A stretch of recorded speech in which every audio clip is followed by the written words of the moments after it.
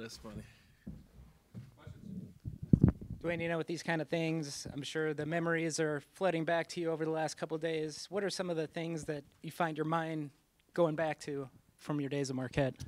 I mean, just coming up here and thinking about this day, and thinking about 19 years ago, I walked on campus, in 2000, and just a shy kid from Chicago that had some talent in basketball. And, coming here just really opened me up, being able to – I was talking to my wife on the way here, and I was telling her that I took drama class in college, and I took public speaking, and I took all these things to help me, to communicate better, to be able to, talk in front of a large group of people. And I was planning for this moment, in 2000. So I knew in 2000 I'd be sitting up here. But just so many memories, so many moments. Obviously, a lot of them from a basketball standpoint, and what we was able to accomplish as a team in my 2 years on the court, the success we had. So just a lot of memories, yeah. You said when you got up there and you saw the marquee behind you, you're like, "Who's that guy?" If you could go in that Wayback Machine, what would you tell that guy about what was coming over the next 2 decades? I don't know, man. I just, as I talked about last night, just in my last game in Chicago, is I think my younger self would just be, I think my younger self would be proud of me. You know what I mean? And not that everything went perfect. You know what I mean? But I think the way that I've been able to handle things when it's been not so great, and in my life. So. I just tell that young guy to live his life, and I think the one thing that I've always tried to do is I've always tried to speak with honesty. I've always tried to think with sincerity, and I've always tried to act with integrity, and I think that's the pillars that I stand by, and that it started with him, and it's continuing with me. Dwyane, when you look at a guy like Marcus Howard, he's scoring 52, 53 points in a few games. What do you think you see as his ceiling as far as college, and then as far as the NBA? Well, I mean, someone able to fill it up like that, I mean, it's just special. It's not a lot of guys in the world that can score the basketball, at that capacity. Guys scoring 50-some points in college now is crazy.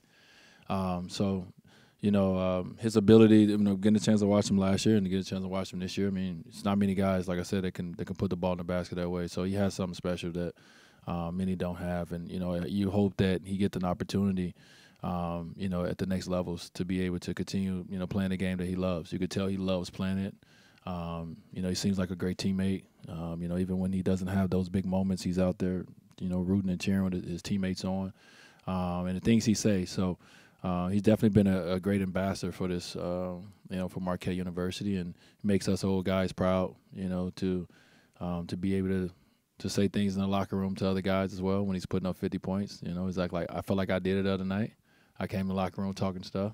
So it's cool to be able to see young guys, at the same university you went to, knowing that they walk in some of the same steps that you walked, and just to see their career and their journey. And his has been pretty cool so far. Dwyane, Final Four appearances, the 50-point nights, the drama classes. What's the one thing from Marquette, or the one memory that stands out the most to you? I don't think I have one. I don't think I have one memory. Obviously, in my 3 years on campus and my 2 years playing basketball, so many, we created so many memories. And, just sitting down yesterday, Robert Jackson, who was, one of my best friends, me and him just sat last night at dinner with my wife, and we were just talking about some of our Marquette moments with Coach Crean, and how tough it was to build this, this university back to respect in the basketball sense, and how tough it was, coming from, the inner city of Milwaukee or inner city of Chicago, and coming in here and trying to fit in, as well.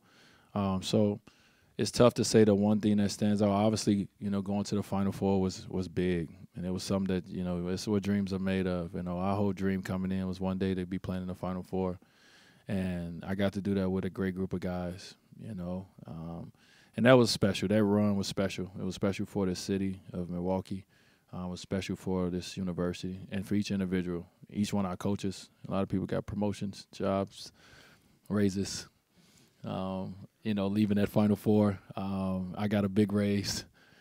So no, it was just a special time. So I think the things that you miss most and the things that stick out to you most is probably the things that most people don't see, because it's the interaction that goes on in the locker room, or it's Travis Diener and me rooming on the road, and I wake up and I got 9 pillows on my head because I guess I was snoring. Or I wake up, he's sleeping in the tub because I was snoring so bad. Like, these are all the things that I laugh about and I remember as we preparing to play in the tournament. He's sleeping in the tub the night before the game because he was trying to get away from my snore. Those kind of moments, that sticks out to me as some funny and cool things that we was able to share. Then when you were considering Marquette, what was Coach Crean's pitch to you, and how big of an impact did he have on you going from non-qualifier to top 5 pick? Well, I think for me, one of the biggest things was I had 3 scholarship offers. I like to say maybe 2.5. One of them was kind of like, yeah. But I think when Coach Crean came into my house, and I was struggling to pass my ACT at the time, and I was starting to let my mind try to, starting going towards the next route for me, maybe junior college or, things of that nature. And he came right in and he promised me that I would be at this university. I later found out he didn't have the clearance to promise me that. Marquette has never taken a Prop 48 before at the time, but he promised me that he would do everything he can to make sure that I was at the university, no matter what happened with my test scores. And I still had I still had another test to take, or 1 or 2. So that meant a lot to me. A kid from the inner city of Chicago who, coming from the life that I've had, where at the time, and you guys know that my mom was, in and out of prison. My dad was, he was around, and to have somebody come in and believe in me without even really getting a chance to know me, and and the things he told me and let me know that I could accomplish and what I could do. He always talked about, he brought a cap and gown to the home meeting, and his goal was for me to graduate. I never had nobody to even talk about those things with me and believe that I can do those things. So it was so many things in that meeting that I was already I didn't have a lot of options anyway. Let's not act like I did, but I was sold on him. I was sold on him being the leader of men, and and I wanted to be a part of his vision of turning the Marquette University program around, and I believed in him. So it was important. Dwyane, what type of role did a guy like Jack Fitzgerald play? You reflected that part of your life. How did he help you get here, and just that part of your career? Just how much did that mean to you? Yeah, my high school coach, Jack Fitzgerald, was huge. My assistant coach on that team as well, Gary Adams, was huge. I think the one thing with high school for me was, I was this small little kid for a long time, and my older brother was very good. And I think when Jack Fitzgerald allowed me to come to their practices when I was a kid. He allowed me to get on the other end while the team was practicing, and I could shoot on the other end. He allowed me to get in practice one day and pass the ball to the guys. He allowed me to be a part, and I felt, it made me feel good, on the weekends when I can go to practice with my brother. And then I started getting a vision of, this is what I want to do, and then I became a very good player, and the rest is history from that standpoint. But I just appreciate him for just allowing this young kid to come in and be a part of their practice. It was like my brother had to babysit me, and he had to take me to work with him, and he let me come in and be a part of it on the court. So that was cool. And then from there, we just built a great relationship, a great bond that has lasted, a lifetime, so far. And I appreciate him, and I appreciate Gary Adams, my assistant coach, for just believing in me and pushing me, when I didn't know that I needed to be pushed. You know,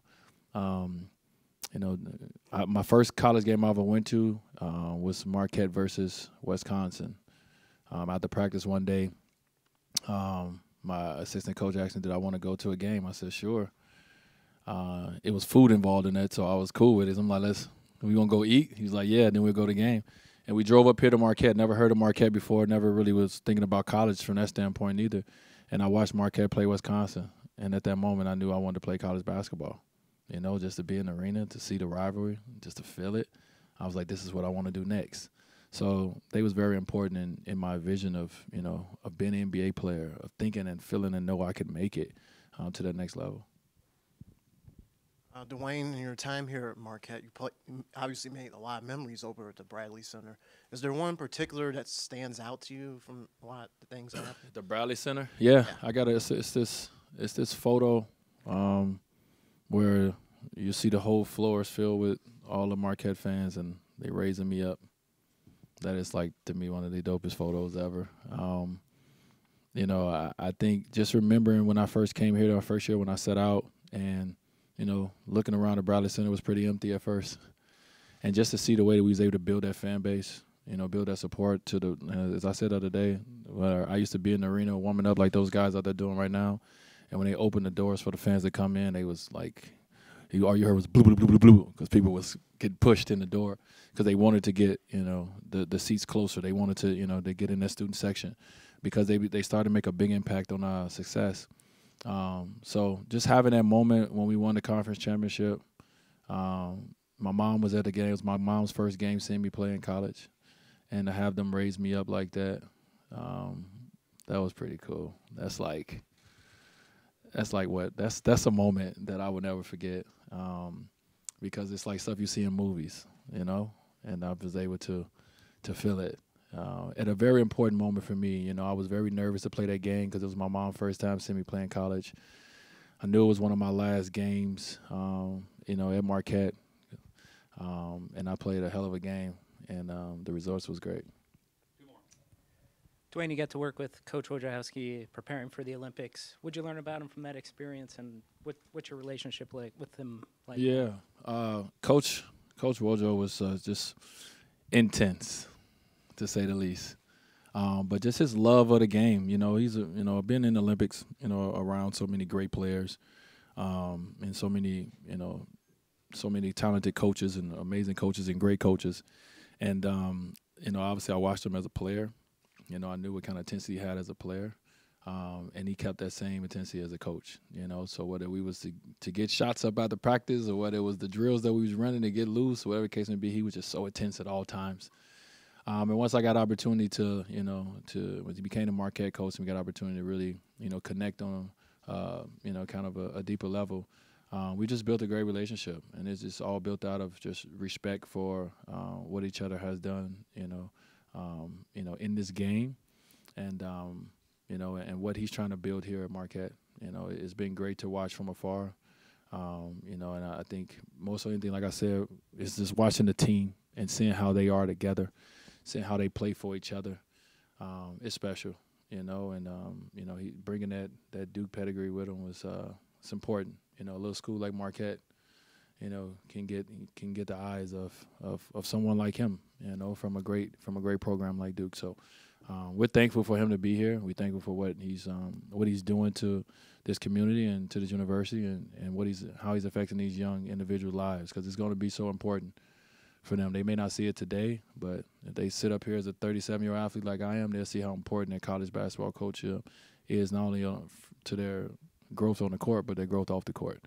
And, so he has an important job. This was a talking point in the media room this morning. Do you ever stop to think how unusual it is for an athlete to be beloved in both Chicago and Milwaukee? Never stopped and thought about that before.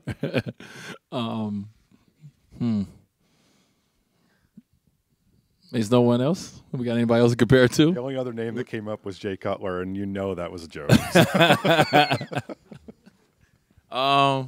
Okay, well, blazing my own trail there. So it worked out for me, But just speaking about Chicago, it was good. Last night was special for me. It was great, to be able to get that love, man. I grew up in that city, I grew up.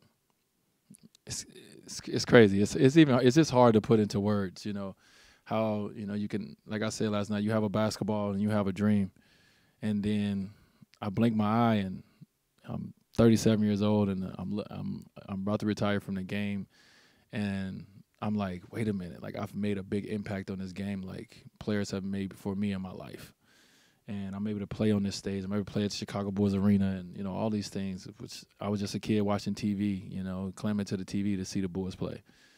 I got opportunity to go to one of their games when I was a kid, and I was so high up, but I got opportunity to see them run out on the court and all these things. So, these memories, flash back, to you, and being here today is be the same thing. Just memories flashing back to you.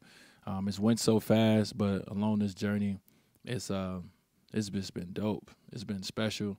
It hasn't been easy. It hasn't been hard. It's been perfect. So, I've appreciated, just this journey, that basketball, where it's taken me, where it's going to continue to take me, and where I'm at now. So I'm appreciative of it. That's it. Thank you. Thank you, guys.